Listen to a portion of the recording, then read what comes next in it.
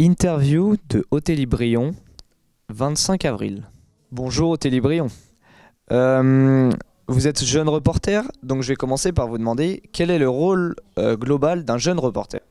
Le but d'un jeune reporter, dans le cadre de l'UNSS, c'est d'aller sur des compétitions sportives de réaliser des reportages. Donc ça peut être des vidéos d'action, ça peut être des photos de tout ce qui se passe sur le terrain, mais aussi en dehors, et aussi réaliser des interviews, que ce soit des interviews écrites ou des interviews vidéo.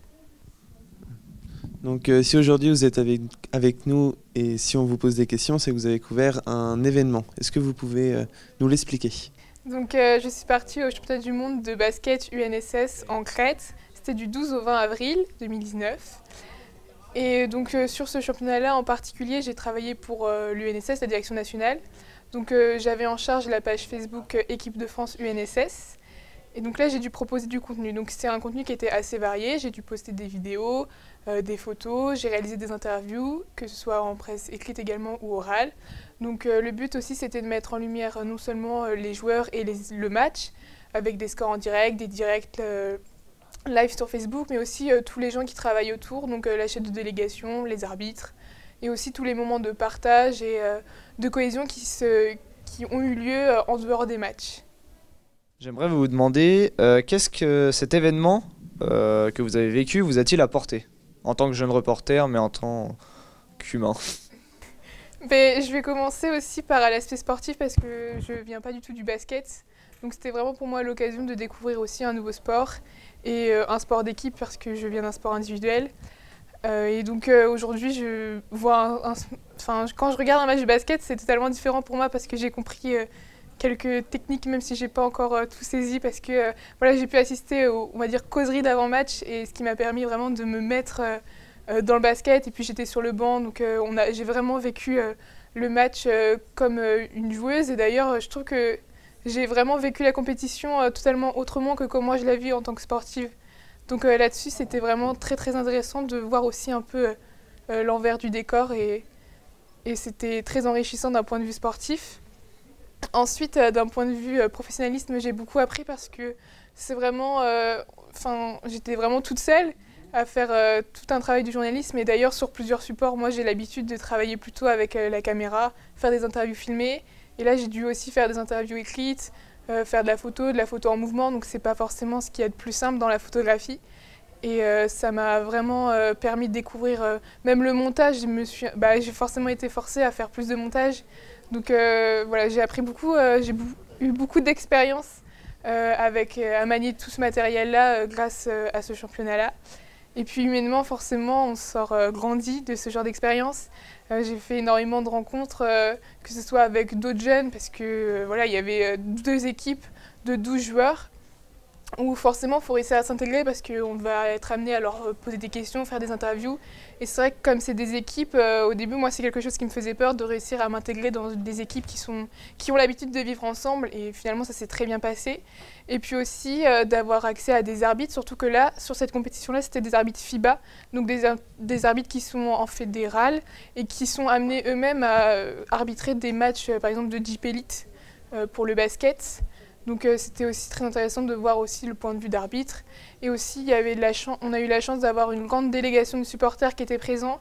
Et aussi, c'est toujours intéressant de voir un peu les matchs d'un point de vue des supporters. Et c'est super intéressant pour faire des papiers aussi sur un regard de supporter qui a évidemment pas du tout le même regard qu'un joueur, par exemple. C'est beaucoup de connaissances qui se sont créées. Et humainement, c'était vraiment très très enrichissant. Aujourd'hui vous êtes en terminale ES. Donc l'année prochaine, c'est les études supérieures. Donc nous aimerions savoir si vous allez pouvoir continuer d'être jeune reporter ou même reporter. Moi, l'objectif principal, c'est d'intégrer Sciences Po, et en particulier Sciences Po Paris. Je sais que si j'intègre cette école-là, j'ai la possibilité d'aller à Sciences Po TV, donc finalement de continuer dans l'idée de faire du reportage et faire de la télévision dans le cadre de l'école, justement. Et d'ailleurs, j'ai vraiment mis en valeur l'aspect d'être jeune reporter sur mes lettres de motivation.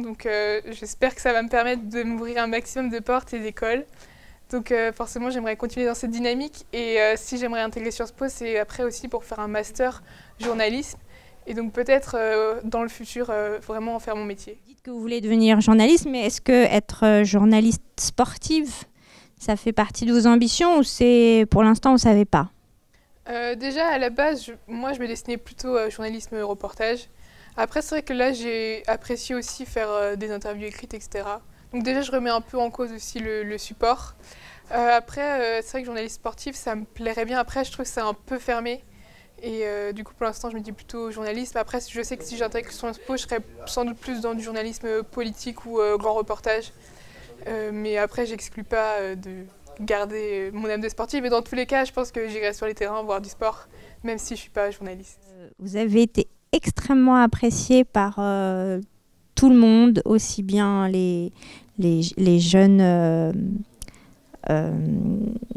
basketteurs presque professionnels et les professeurs. Comment vous expliquez ça? Après, c'est vrai que moi, je suis partie, j'avais une to-do list en fait, qui m'avait été donnée par l'UNSS. Et en fait, la personne vraiment qui nous suivait, elle est partie en congé pendant que j'étais sur la compétition. Donc vraiment, j'ai pris un peu mes aises par rapport à ce qu'il fallait faire, etc. Donc j'ai vraiment fait un peu à mon intuition et visiblement ça a marché. C'est vrai que ça me faisait un peu peur parce que sur le coup j'avais pas de retour. Donc je me disais est-ce que ça leur plaît vraiment? Et puis finalement je me rends compte à la fin que ça leur a beaucoup plu, donc ça m'a rassurée. Après moi j'ai pris du plaisir et je pense que aussi le but du journaliste c'est de faire partager son plaisir. Et je pense que c'est ça aussi qui est rentré en jeu. Et puis, je pense qu'aussi, si mon travail il était de qualité, c'est parce que j'ai eu des intervenants qui ont été de qualité et qui ont su bien coopérer avec moi, qui ont été aussi à l'aise devant la caméra, qui ont bien su répondre à mes questions, qui ont essayé d'être disponibles parce que c'est pas toujours facile. Les arbitres, j'ai un peu dû courir après parce qu'ils avaient des heures qui étaient vraiment pas possibles sur d'autres gymnases que nous. Donc voilà, il a fallu être persisté, mais voilà, j'ai essayé de faire le maximum et visiblement mes exigences correspondaient aussi aux exigences des autres et du coup ça a plu et je suis très contente de ça.